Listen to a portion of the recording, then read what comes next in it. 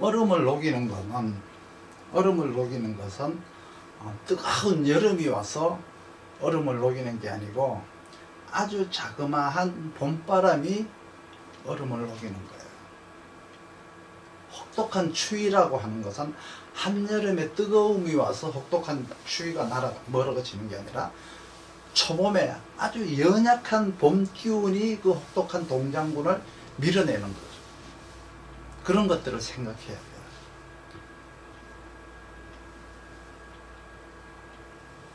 이렇게 팔품의 내력 중에서 자연의 바뀜과 사람의 바뀜을 또 알아야 되는데, 사해상충이나 진술충을 맞아가지고 기운이 막 엮여버리면 어떻게 바뀌고 어떻게 역류한다라고 하잖아요. 그래서 명리학에서는 이걸 이제 상충이라는 용어를 쓰는데, 노자는 충기라고 했었어요. 충기. 그래서 이 노자께서 쓰신 이 충기라는 말이 상충이라는 말로 바뀐 거예요. 충이라고 하는 것은 앞으로 전진하라는 의미세요. 앞으로 전진하라. 이 전진하니까 내 영역이 넓어진다. 내 영역을 넓히려고 전진을 하니까 얻을 것이 있으니 얻으려고 하니까 반드시 부딪히는 거죠. 그래서 얻을 것이 있으면 깨질 것이 있다는 의미가 상충이에요. 그러니까 상충당하면은 뭐 납치당한 줄 알고, 상충당하면 큰일 나는 줄 아는데 책에는 그런 말이 없어요. 그러니까 지금까지 제가 두서없이 말을 한 것 같은데 정리를 해보면은, 첫 번째, 환경의 변화를 알아야 된다. 그리고 환경에 대한 임무를 알아야 된다. 그리고 나에게 부여된 임무를 알아야 된다. 이 모든 것을 잠재력이라고 해요. 그리고 팔품이라고 하는 시간 속에는 환경 보유 잠재력이 들어있어요. 그리고 환경 임무 잠재력.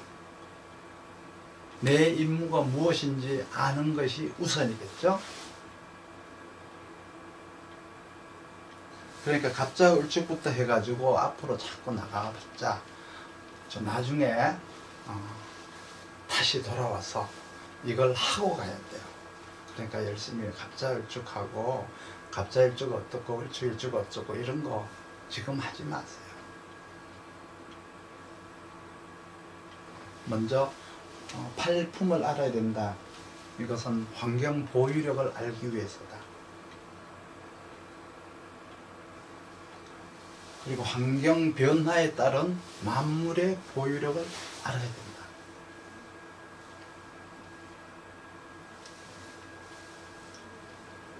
지난번에 공부한 삼합, 가령 해묘미다 그러면은, 해라면은 해의 환경 보유력은 무엇일까? 가령 해월이다 그러면 뭐 통상자원이다, 외교자원이다, 산림자원이다. 이거를 해가 아는 게 아니라 묘가 아는 거예요. 미라고 하는 것은 뭐 연구자원, 공업자원 되는 거죠.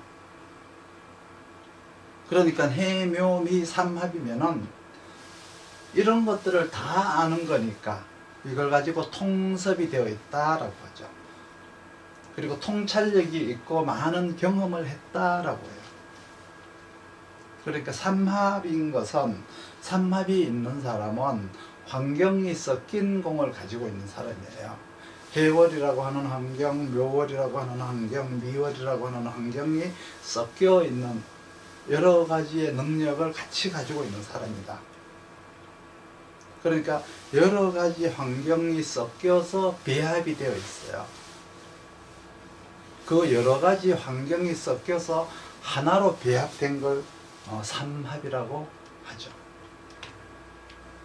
그리고 상충이라고 하는 것은 내가 묘월에 태어났다. 그리고 묘충이 되었다. 그러면 묘월에 태어나서 묘월에 벌어질 자원이 없고 상충이 되었으니까 6월에 있어야 할 자원이 온 거예요. 그러면 묘월에 해야 될 일은 새싹이 막 올라가서 가지를 벌려야 될 시기인데 6월이라는 기운이 와서 어떻게 해요? 묘월에 새싹을 거두어 가죠. 막 추수를 해 가잖아요. 그러니까 상추 장사를 하는 거예요. 막 자라는 새싹을 가지를 치니까 학교 앞에 문방구 주인들이 모두 묘유충이다 보시면 돼요. 열매를 따는 게 아니라 아이들한테 열매를 파는 거죠. 그러니까 환경이 섞여서 다른 일을 한다는 거예요. 춘절에 묘월이라고 하는 환경에 유의 기운이 왔다는 것은 나무를 잘라서 어린 나무를 잘라서 파는 거니까 봄나물 장사. 그러니까 이렇게 그렇죠? 식재료, 아이들에게 무언가를 파는 사람들, 이런 이제 환경이 다른 곳에서 다른 일을 하는 걸 얘기하는 거죠. 동대문에 간다고 해서 동대문 시장이라고 해서 거기 가서는 옷 장사만 하는 게 아니잖아요. 동대문 시장에도 커피 장사도 있고 식당도 있듯이 내 환경에 부족한 어떤 다른 환경이 들어왔다는 얘기예요. 이게 이제 팔품 공부를 하는 거죠. 이 상충에 대한 정확한 이해가 되어야 돼요. 무엇가 부러졌다 부서졌다가 아니라 내 기운에 다른 기운이 섞여서 이것이 혼합되는 것이냐, 교정되는 것이냐, 보강되는 것이냐, 보충되는 것이냐, 통섭되는 거냐, 이런 것들을 이제 구분을 할 줄 알아야 돼요.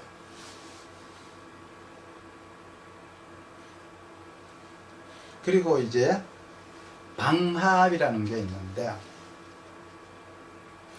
삼합이 아니고 상충이 아니고 방합. 삼합은 아까 뭐라고 그랬죠? 여러 가지 환경이 섞여서 혼합적인 것이라고 했죠.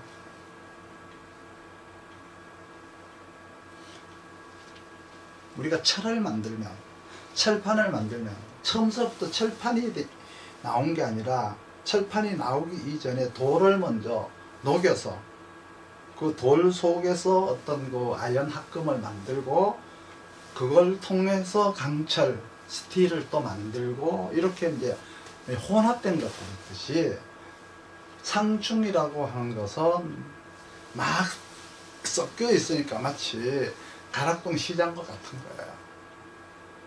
가락동은 뭐예요? 농사를 짓는 곳이 아니죠. 다른 환경에 있는 것들을 각자 막 수입해서 보완해 놓은 것이잖아요. 방합이라고 하는 것은 원형이 그대로 보존이 된 것을 말해요. 보존 환경이라고 해요.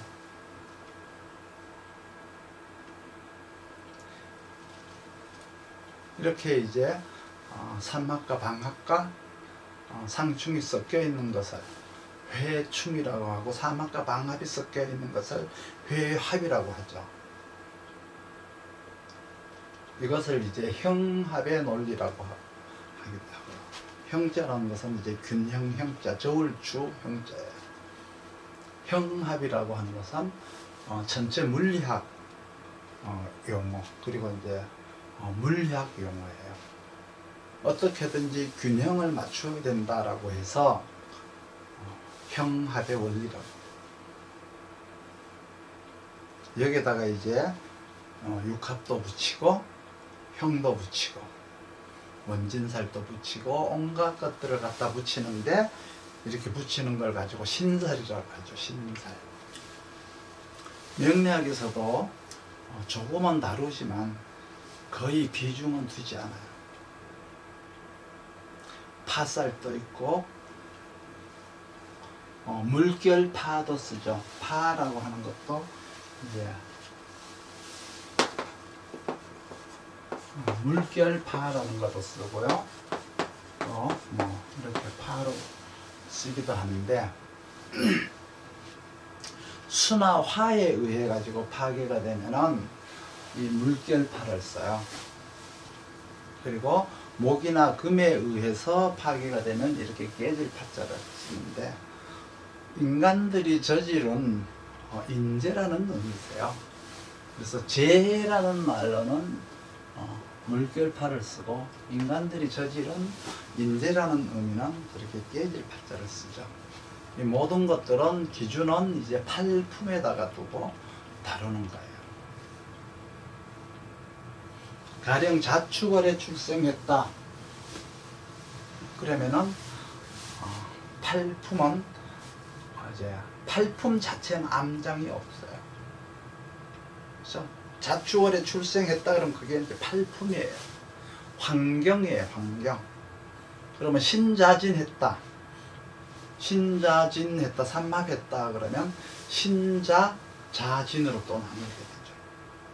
혹은 자오충했다, 해자축했다. 그러니까 자축이라고 하는 것도 해자가 있고 자축이 있어요. 이런 것들을 중점적으로 설명을 하는 거죠. 그러면 삼합의 의미는 무엇인가? 삼합에는 여러 가지 환경, 다른 환경들이 같이 모여서 배합이 되었다는 것이다. 마치 편의점과도 같다. 잘못되면 이게 만물상과 같고, 좋은 말로 하면은 엑기스만 뽑아놓은 것과도 같다. 최고의 공이 있는 것들만 뽑아놓은 것과 같다. 그렇게 보시면 돼요. 그리고 좌우충이다 그러면 그 동네에서 부족한 것을 가져다 놓은 것. 그러면 좋은 건가 나쁜 건가요? 물론 좋다 나쁘다라는 개념보다는 좋은 점도 있고 나쁜 의미도 될 수가 있죠. 옷장사가 옷만 팔면 되지 왜 농산물까지 팔아야 돼요? 학교 앞에서 당구장 하면은 안 되나? 안 되죠? 안 되나요? 그러면 부족한 것을 채운 것인가요? 딴짓을 하는 것인가요? 방합에서 볼 때는 안 되는 거예요. 보존해야 할 곳이 있어요. 학교 앞에서는 개발이 불가 지역이에요. 방합은 마치 국립공원, 자연관리공단, 자연녹지지역, 뭔가 원형 그대로 이렇게 전통을 고수하는 지역, 이걸 이제 방합이라고 해요. 이들이 막 섞여 있는 모양을 합충변화의 원리라고도 하고요, 회합, 회충이라고도 하죠. 그리고 형합의 논리라고도 하죠. 원령용신이라는 것은 8개인데 가령 진월이다 그러면 을목용신이죠. 이거는 환경이 보유한 임무가 되는 거예요. 그러면 본인 테두리에 있는 환경이 어떻게 돌아가고 있는가, 내가 남편은 잘 만났나, 부인은 잘 만났나, 그런 거를 보는 게 이제 원령용신이라고 하죠. 궁합 볼 때 그 사주 줘봐요, 같이 맞추어 보게 이런다고요. 마치 무슨 사주를 가지고 접붙이는 것처럼 그렇게 보는 법은 없어요. 명리학에서 궁합이라고 하는 학과는 없어요. 마치 있는 것처럼 포장하고, 더 나아가서 내가 이게 없으니까 네가 이게 있으니까 잘 맞다는 식으로 얘기하면 안 돼요. 마치 내가 정한 방법이 맞는다고 그것이 학문이 되는 건 아니잖아요. 그렇죠? 환경조사를 하려고 하면은 이제 신이 있고 기신이 있는데, 이거를 자평진전에서는 배합을 맞춘다라고 했어요.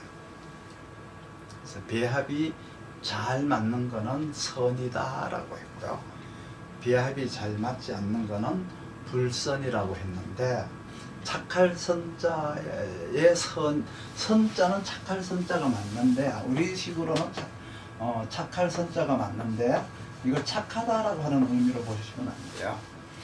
이게 어지린자에서 나온 거예요. 그러니까 측은지심이다. 자연 그대로다. 그래서 자연 그대로 나온 것은 우리가 정이라고 하잖아요. 그래서 그 정을 행하는 것을 선이라고 한다. 그러면 불선하다. 불선이라고 해서 나쁘다는 뜻이 아니에요. 그렇다는 뜻이죠. 환경의 조건을 따져야 돼요. 진월이라는 환경은 개수도 있어야 되고 간목도 있어야 되고 병화도 있어야 돼요. 이런 것들이 희신인데, 또 진월이니까 무토도 있어야죠. 진월이니까 경금이 있어서 보자도 해야죠. 그래서 무토를 이제 항상 있는 거라고 해서 보자용신, 보자라고 해요. 경금도 보자라고 하고, 이렇게 희신 속에는 보자해주는 용신들이 들어가 있어요.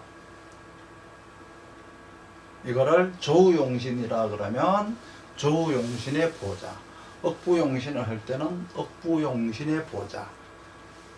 어쨌든 이런 식으로 보자를 하고 있는 거예요. 그래서 항상 용신이 있으면 그 용신을 보좌해주는, 항상 같이 움직이는 것들이 있어요.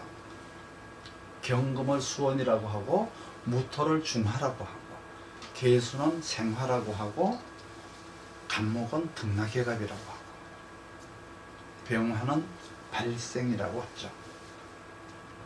이런 식으로 용어가 다 있어요. 공통보감에서 빌려온 용어들이지만, 이런 용어들이 이제 결국은 통변 용어들이죠. 그러면 기신이다 그러면 개수가 아니고 임수, 경금이 아니라 신금, 병화가 아니라 정화가 있으면, 무토가 아니고 기토가 있으면, 이런 것들을 기신이라고 하죠. 구성이 어떻게 되어 있는가, 내 환경이 어떻게 구성되어 있는가를 설명하는 거예요. 사주 하나를 놓고 환경을 다 볼 수가 있는 거죠. 진월은 을목이 당령이지만 사령은 개수가 될 수가 있어요.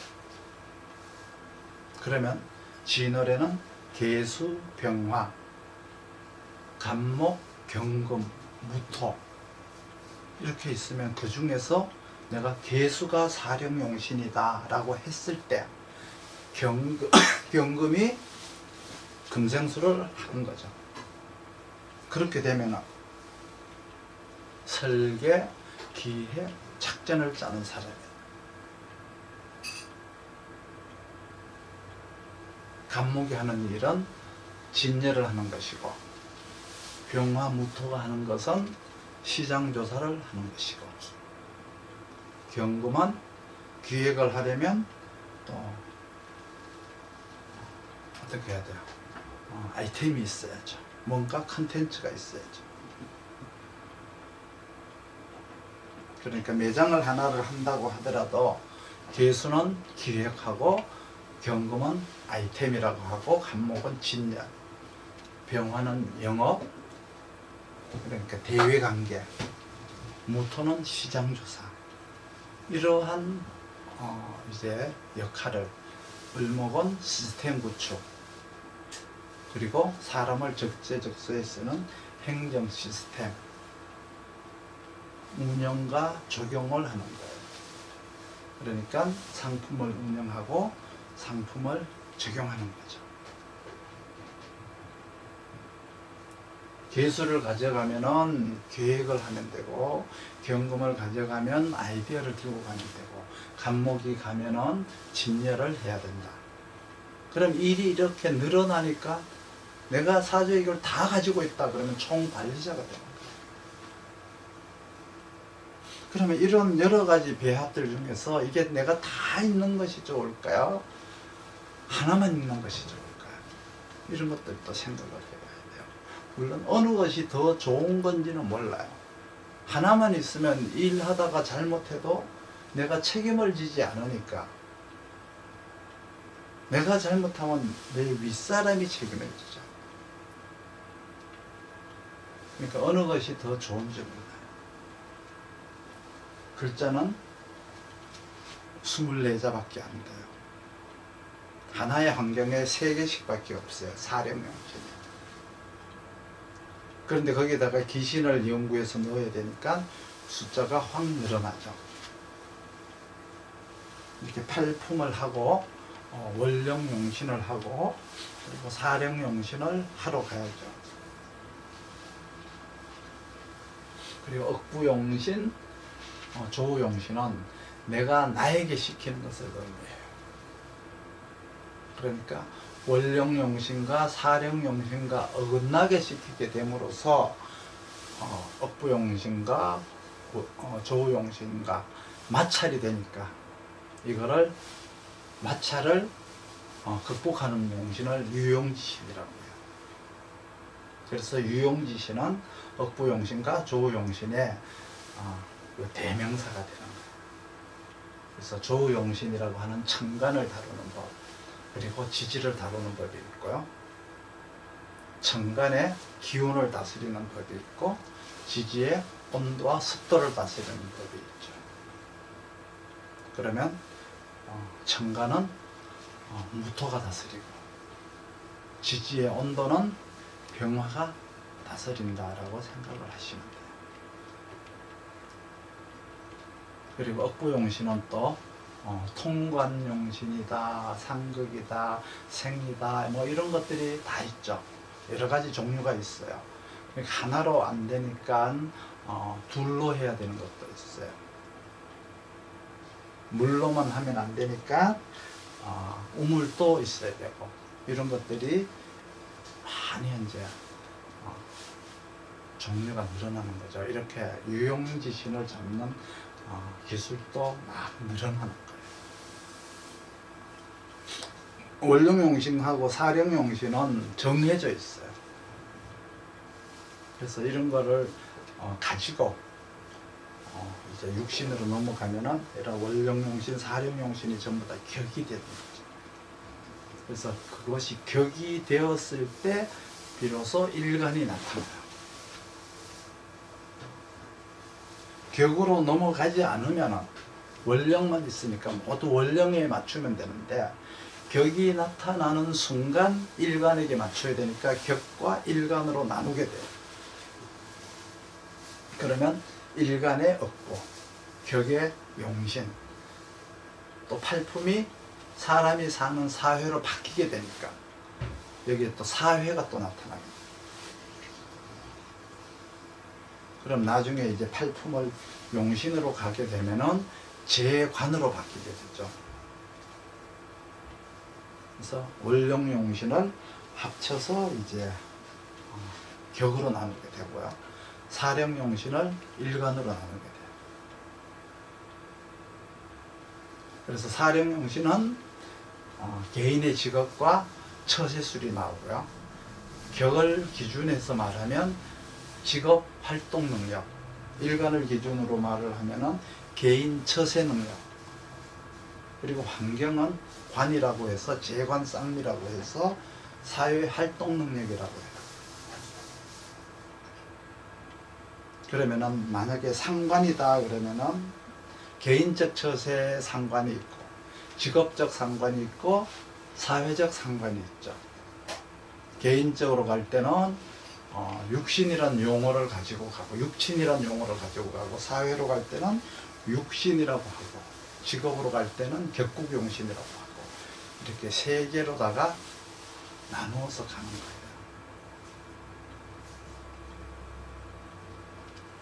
인간이 사회생활을 하기 위한 방법으로 육신을 하기 위해서는 먼저 이렇게 오행을 하고 가는 거예요. 그리고 나서 이제 문장을 만들어야죠. 진월의 을목이다. 귀하께서는 을목 당령을 했으니, 을목이 당령했으니 사회적 규칙을 중히 여기는 환경에서 괴수로 기획력을 발휘하셔야 합니다. 이의 격은 무슨 격이니까 이와 같이 행동해야 됩니다. 당신의 능력은 기획력을 만드는 것이지만 능력을 쓰는 것은 세상에 나가서 사람들에게 펼쳐야 되는 것입니다. 이렇게 맞춰가지고 문장화를 시켜서 설명을 해야 되니까 많은 어떤 공리가, 많은 지리문달이 필요한 강의가 돼요. 그냥 하면 안 되고 모든 것을 문장 처리화 시켜서 설명을 해야죠. 손님들한테는. 그러니까 이제 환경이라고 하는 원령에서 시키는 것만 하지 말고 일간이라는 나도 있다는 것을 인정을 해야 돼요. 이걸 떼고 가야 됩니다.